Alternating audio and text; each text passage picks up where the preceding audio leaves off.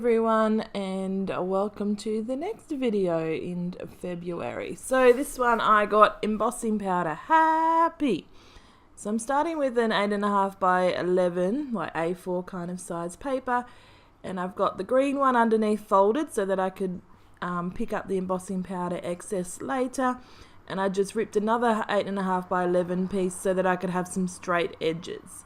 So I just used my ink pad and I smooshed it on the paper in a line.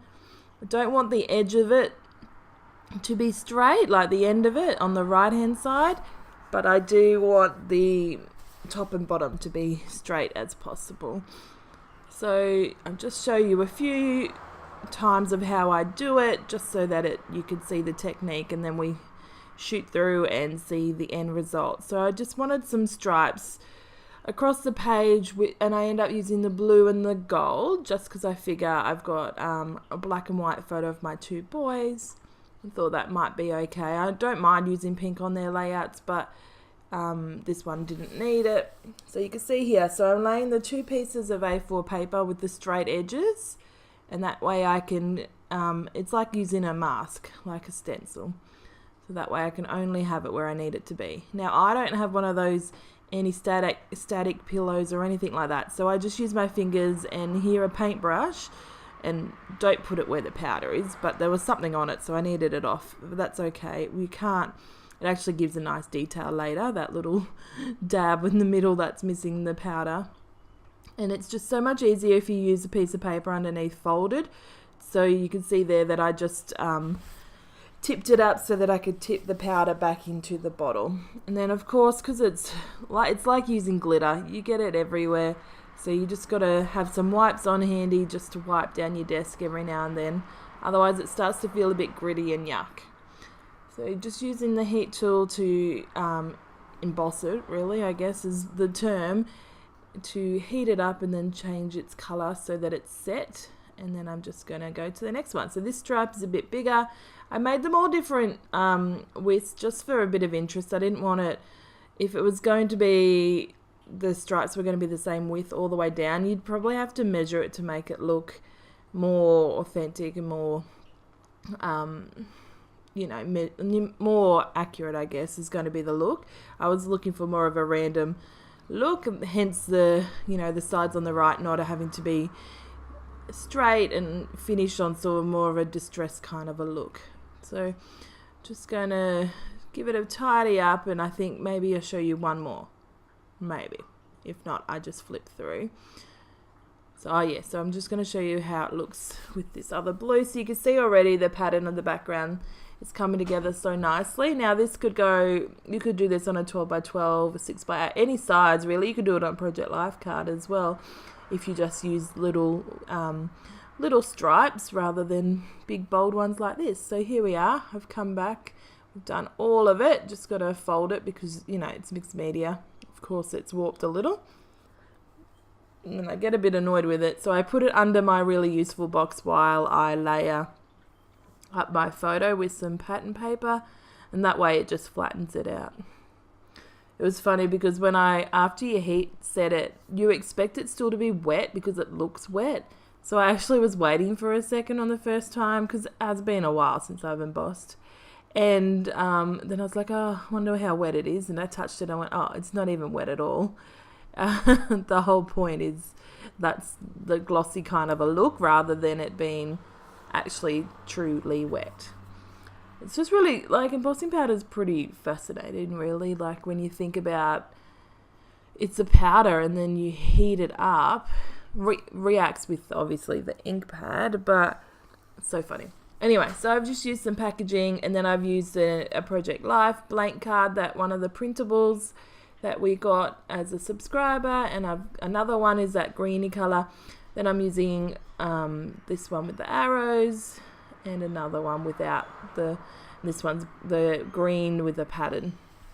So it's nice to use the Project Life size cards that Steph cuts for us, just because they're smaller, but especially if you've already cut some of them, you don't have to cut into your big 12 by 12s. So I tend to use some of them for Project Life, some for layering, so I sort of just think about not overusing them all so that I'm not leaving nothing for project life.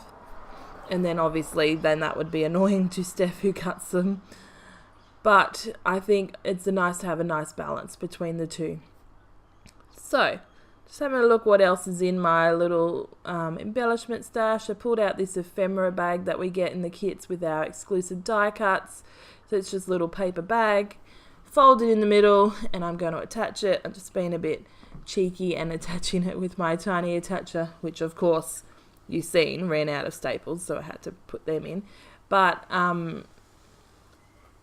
just found oh, sorry, I got distracted. I was wondering what was coming down my street. It's like super early in the morning, but a lovely gentleman is carrying some branches down the street, and the leaves are rustling on the ground, so it's actually really nice.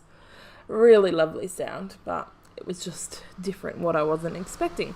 Anyway, so I'm going to start putting this page together. I pulled out that lovely little heart, that wood veneer heart with all the little lines in the middle. I thought, oh, that'd be cool, I could back it, and then I went, no, I don't want to back it because I want to see a lot of the background. So I pull in a few more wood veneer and I see that Hello Happiness banner from the die cuts, and I'm going to use that as my title. So you can see there the photo is only a 3x4 photo, so it fits so nicely on the 8.5x11 layout. And then I decided I needed some of that green because I added green in the photo paper layers, and I thought that cactus goes so perfectly. They're outside, it's a photo of my view when you walk behind, when we walk anywhere. My boys are walking in front talking to each other, and I thought if I'm not going to use the cactus on something else at the moment, so I better get some on here. And of course that means then I try and put every single cactus and cactus looking thing on there to use them all up at once, and realize I need to just back down and be reasonable with my cactus placing. So add in a little layer of cactus behind that one, add in some fun foam to the Hello Happiness because it's up on the wood veneer on the right hand side. And you can see here I'm trying to add a puffy, or two puffy cactus, or cacti. And then I found this little free spirit puffy, and I thought that goes perfectly there in that cluster instead. So take that off.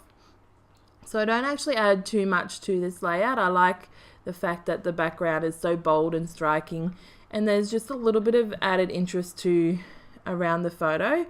And that's all it needs. Sometimes you can go wacko with all the embellishments and all the things in the world, but other times it's just nice to pare it back and have a nice simple layout that's sweet and fun. So I found this little tag, and I thought that would do a good layering piece to add in a bit more of the blue. And I'm just still apparently fiddling with cactus because why not? But I'm just going to pull in some more hearts because it's nice to have a bit of different texture in what the hearts are. So there's a heart sticker there I put down. Up the top I layered a blue die cut heart and another sticker here. So it's very very simple, very easy to make. So the hardest part was actually doing the embossing. And really, if you just be methodic about it and use the paper as the edges and whatnot, then you can go to town with it. Actually, I think my ink pad is a bit drier than it probably should be, although you can't tell, like it looks so covered with the embossing powder, so covered in those strips. But I don't know, it's been a while. Maybe I'm just overthinking it and that it's actually fine. Oh my gosh, I've knocked over my glue and it's dripping onto my scissors. I can see that now in the footage. That is so ridiculous. Anyway, I'm going to add some journaling. I just use my Sharpie and write straight on the paper and the embossing. And this is the end result. So I hope you enjoyed this video and you feel inspired to get quite crazy with your embossing powder on your background. Let us know what you think down below, and join us in the Facebook subby group and community group, and join us for many conversations and shares of layouts and ideas. Anyway, I'll catch you next time. Bye.